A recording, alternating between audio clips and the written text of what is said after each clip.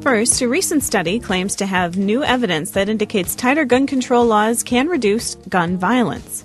The study looked at the data and statistics after the repeal of a 2007 law in Missouri, and the conclusions make a strong case that there's a correlation between weak firearm laws and increased gun violence. Daniel Webster joins us now. He's one of the study's lead authors and the director of the Johns Hopkins Center for Gun Policy and Research. Daniel, welcome to Central Time. Hi, thanks for having me. Sure. Well, this study looked at the repeal of a 2007 gun control law in Missouri. What did you observe? What happened after the law was repealed? It was really quite striking. There was an immediate increase in firearm-related homicides in the state. In the first full 3 years after the law was repealed, firearm homicide rates increased by 25%. Now, what was even more striking is that this was against the national trend. At that same time period, the rest of the United States firearm homicide rates were going down by more than 5%. And even if you looked regionally, if you looked at all the states that surround and border Missouri collectively, they also were experiencing declines in firearm homicides.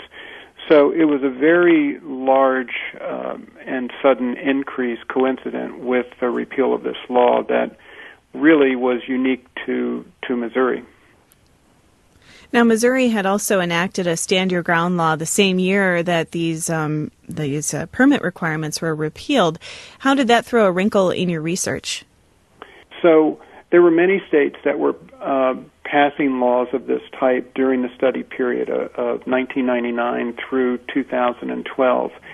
And so we wanted to statistically control for those types of changes, including Missouri. So in essence, what you do is you account for the average effect that's going on all the states that are adopting these laws. And we still found this, again, very large and statistically significant increase. Again, as policy researchers, we can't manipulate these factors. We just statistically control for them. Mm-hmm. What do you hope that policymakers take away from the study, if anything? Well, I think it demonstrates the power of reasonable gun regulations to save lives. This is a type of policy that really does not take away anyone's gun who is a law-abiding citizen. Really has minimal effect on one's ability to purchase guns. It simply does something that generally there's agreement across the board, whether you're a gun owner or not, which is we want to keep guns out of the wrong hands. And so Missouri was doing this quite effectively for a number of years.